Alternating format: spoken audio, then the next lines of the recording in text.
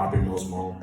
And so it's I Hear America Singing and A Gift for Santa, which was like this disjointed fever dream of like, we go to the junkyard and then Santa's and the cookies and thank you for coming out, everybody. I appreciate you. That's what it was like a musical review where you're like, what the hell happened? What happened? What? And so I was just playing this show and the Gift for Santa, and I had a trombone solo in it, and they were like, well, good job, young man. And then,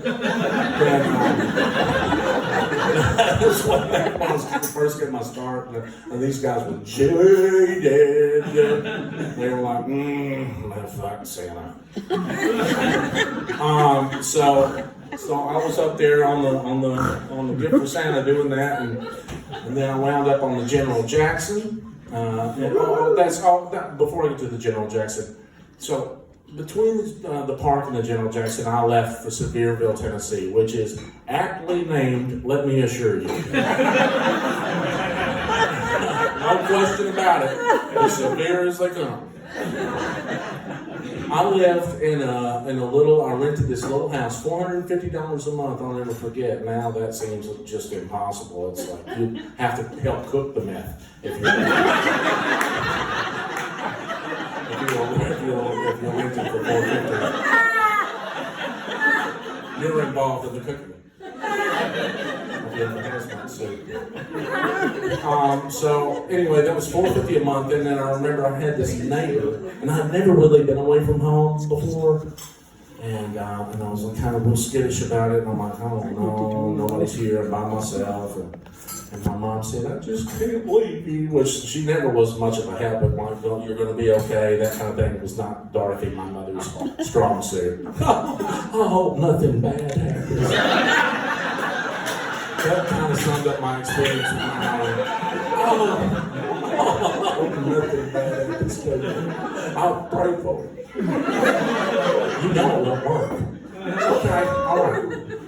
So, you got to deal with that detachment and like getting like kind of on my own and seeing what that's even like. And my next door neighbor is like if Deliverance met King of the Hill. It would produce somebody like this, maybe just a touch of Squidbillies if you're familiar with Squidbillies. That's what this cat was like, and named Bob. I don't remember his wife's name, but she had emphysema, she wore oxygen, and he was a chain smoker. When I say chain, I mean the chain don't ever break. I never saw him without a cigarette ever. And he was like, I remember them pulling away, and I said, oh, I left something at home. Can you bring it in a couple of weekends when they were visiting? And they're like, and Bob chimes in, this is your home now, Roy. It filled my soul with hatred. I was like, no, it's not either, man. I'm in a field in a cardboard house. And this really happened. I don't have to exaggerate any of this, lucky for me. One morning at 2:30, 3 in the morning, I happened to still be up for various reasons. I was up in my living room, but I hear this.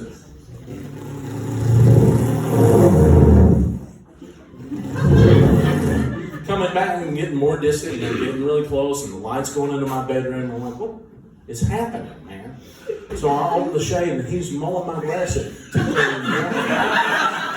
For cigarette money. Yeah, I ripped in the redneckery right there. Yeah. He wanted cigarette money for mowing my grass at 2:30 in the morning. I'm like, I don't want to press charges. I don't want to give you cigarette money. So that was and we did just an equally disjointed show there called Boots, Boogie, and Blues. And I mean, I'm sorry, and I don't want to offend anybody involved in the creative process of that, but clearly you were on mushrooms, and real bad ones at that. Old ones, been in the cellar 52 years. You're tripping because this made no sense, and then the Christmas show was 10 times worse than that. It was really like, this dog's a frothing, we're coming down the chimney, here we go. Why are we talking about Elvis in a Christmas show? It's not Blue Christmas, it's not the one with that, the big background vocals that everybody burns on. It's hard to do those vocals. When you think of it, the hardest thing in music, background vocals to Blue Christmas. Talk about having some balls. You're just standing there by yourself and that's your entrance. That's what you got to start with? Oh! You're talking about leap of faith. If you're hesitant in it all, it's over. So I went through all of that and did the shows, and then I left. Then I met my, who would ultimately be my, what's his name? I don't think I got the timeline wrong. No, I did the general. No, I met her. Yeah.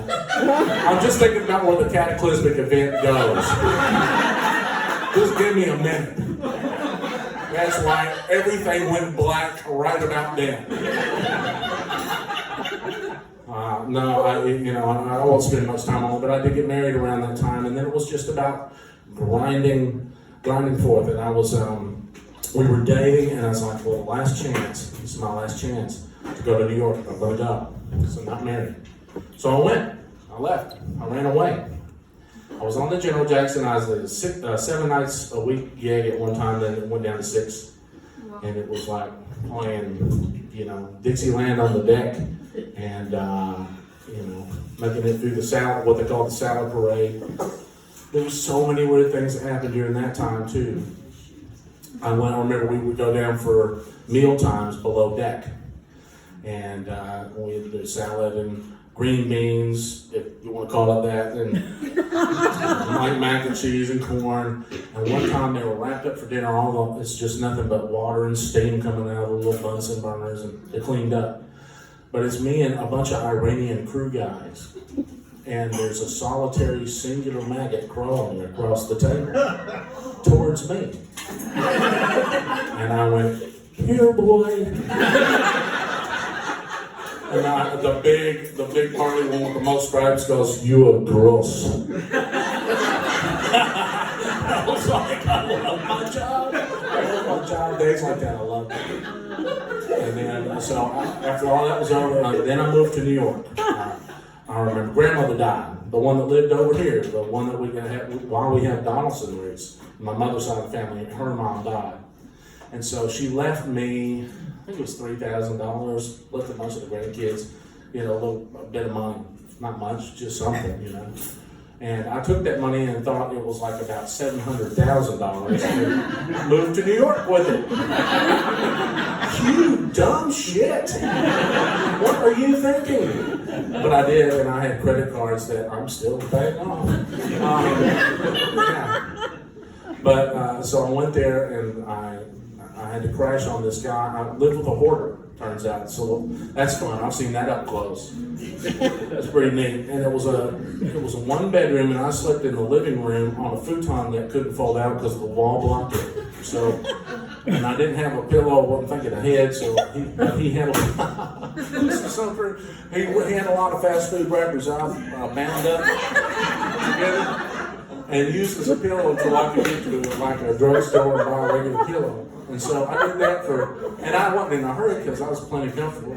And so it took a week or two for me to get that, I got that. I remember that apartment. A squirrel got in. It was a 3rd floor walk-up in Astoria in Queens.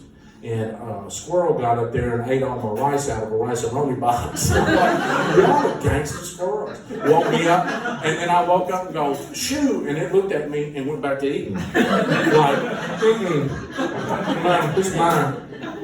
You get your own box of rice-a-roni. I was like, man, how is it like that?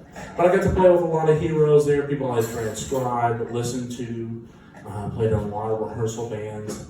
I met Slide Hampton, who was a big hero of mine. I met Steve Duray and played with him. All the trombone guys that were a big influence, as well as some of the just regular, like Bobby Short, who was a cabaret artist, one of the last cabaret guys really to do it and embrace that whole lifestyle and embodiment of what that was. I mean, you had to have the cabaret license and all the stuff.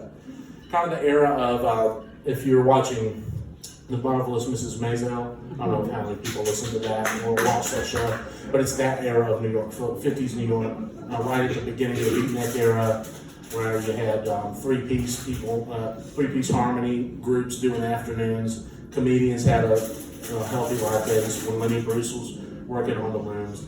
So it was from that era, and I got to know him. I got to hear a lot of stories. And that was when the Copacabana was the big the crown jewel. Everybody wanted to, I gotta work the Copa, I gotta work the Copa. You know, and he was from that, and I was like, I had worked the Copa with a wedding band maybe a month previous, and was like, it's kind of run down, man. You know, but then he's thinking of it in an era, you know. And so that was cool to be around. It was wildly different from Nashville, from Mount Juliet especially. I remember ordering a slice of pizza there and being like, let's see. Looked at the menu, and the guy was like, next. That's all that happened. I was looking at the menu, next. So I did that, and then the terrorist attack happened. Oh, I went out with John Gotti's niece. That was a two-dater. I didn't have a second date. She was like, you know, I'm related to John Gotti. You know, I've got to go. I've got to get out of here. It's a pretty lady. A little stabby for my taste, but. So I come back home after the terrorist attacks. They knocked the buildings down, and then again, my mom, I was sure he was dead. I mean, I lived in another borough, but that's fine. We'll soon dead. Then I come back here and I start freelancing again. I never had a plan to be a studio musician, but I wound up being a studio musician. And I played on lots and lots of different recordings. And did that, and was a band, had a house, had the whole nine, and then everything there blew up. My mother passed away. That was a huge event. Which, as an aside, when my mom was sick, we were sure that she wasn't going to wake up because it had been like 2 or 3 days she was asleep, hardcore asleep. And my ex-wife opened the refrigerator door, and all of the sodas came out at one time. There was an ungodly aluminum crash on all over. And my mom wakes up and goes, what was that? My ex-wife pulled her out of heaven to bother her with that. Come back to earth. Look, there's sodas everywhere. You're not missing anything. See? So that was fun.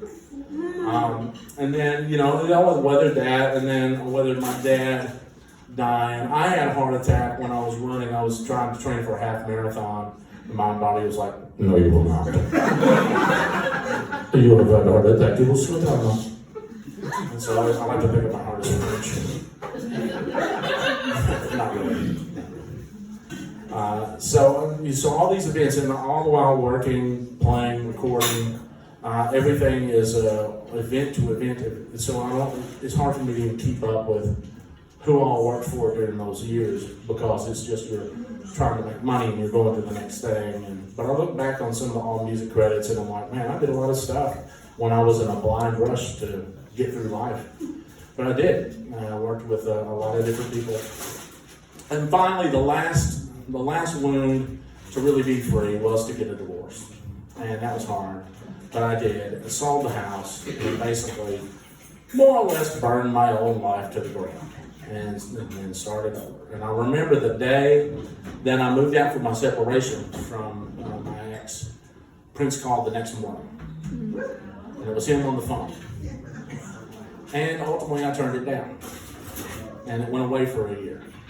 And then that guy got fed up with some of the business practices, and they're like, I need you in Minneapolis tonight, drop what you're doing and come. And it wasn't like that. And so he quit. They called me again. And I took it.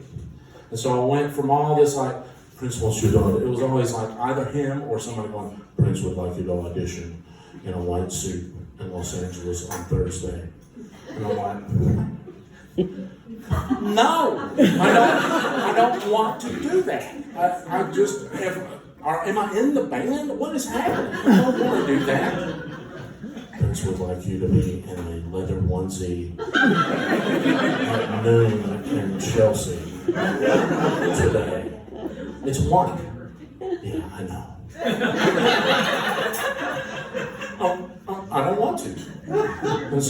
And that's what it became. And so I went right into rehearsals. And first thing I see is it's an 11-piece horn section. So it's an army of just horns. You know, it's 11 people, which is a whole band's worth of horns alone. And we flanked him on either side of the stage. And this dude was little. He was a little fellow when I saw him, but he gave off this this electricity. He was both, you noticed that he was